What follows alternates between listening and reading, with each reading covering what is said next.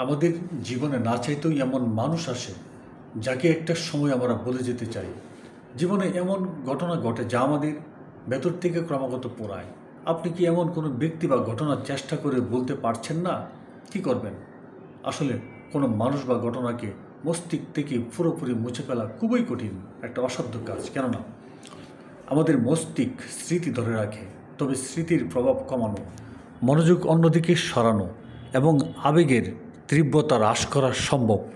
নিচে 6টি সহজ ও কার্যকর এবং বাস্তবসম্মত মনস্তাত্ত্বিক উপায় দেওয়া হলো। নম্বর 1, কল্পনার দরজার সামনে দাঁড়ান। চোখ বন্ধ করে কল্পনা করুন আপনি পৃথিবীর একবারে শেষ প্রান্তে একটা দরজার কাছে দাঁড়িয়ে আছেন। সেই দরজার বাইরে ওই ব্যক্তি দাঁড়িয়েছে বা দরজার ওপাশে ঘটনাটি ঘটছে।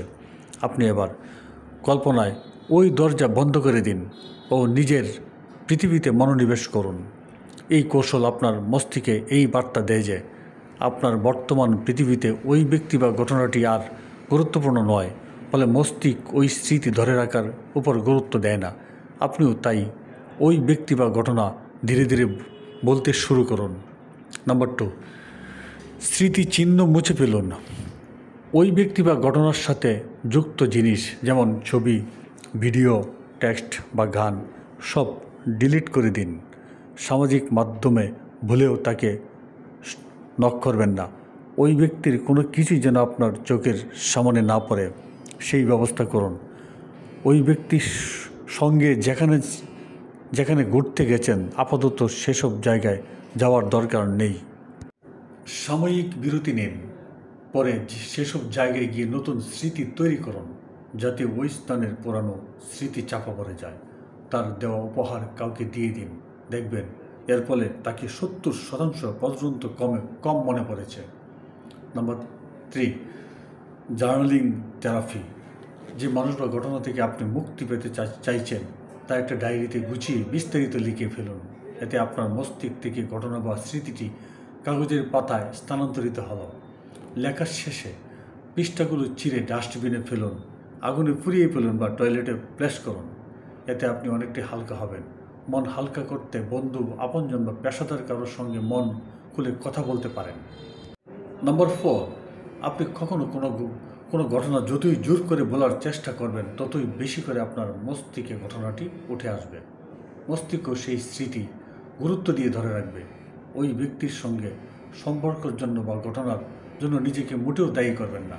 কেন এমন হলো বা কেন বলতে পারছি না, নিজেকে এই প্রশ্ন করবেন না। এভাবে নিজেকে চাপে রাখলে বলে যেতে আরও সময় লাগবে। নিজেকে একটু সময় দিন, মেডিটেশন করুন, নতুন কোনো শখে ডুব দিন বা সৃজনশীল কাজে মনোনিবেশ করুন। নতুন রুটিন তৈরি করে নতুন কিছু শিখুন, প্রকৃতির সংস্পর্শে সময় কাটান। Number 5, counting therapy. আপনার যখনই ওই ব্যক্তি বা ঘটনার কথা মনে পড়বে তখনই মনে মনে সংখ্যা গুনুন। মনে করুন সকালে আপনার মনে পড়ল, মনে মনে বলেন 1, 2। আবার বিকেলে মনে পড়ল, মনে মনে বলেন 3, 4। রাতে মনে পড়ল, মনে মনে বলেন 5, 6।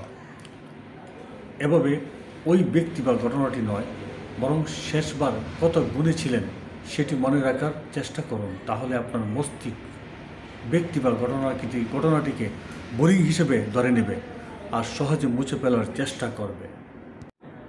নম্বর 6, মস্তিষ্ককে পুনঃ প্রশিক্ষণ দিন, অর্থাৎ রিফ্রেমিং। ঘটনাটিকে নতুনভাবে দেখার চেষ্টা করুন। এই ঘটনা আমাকে কি শিখিয়েছে?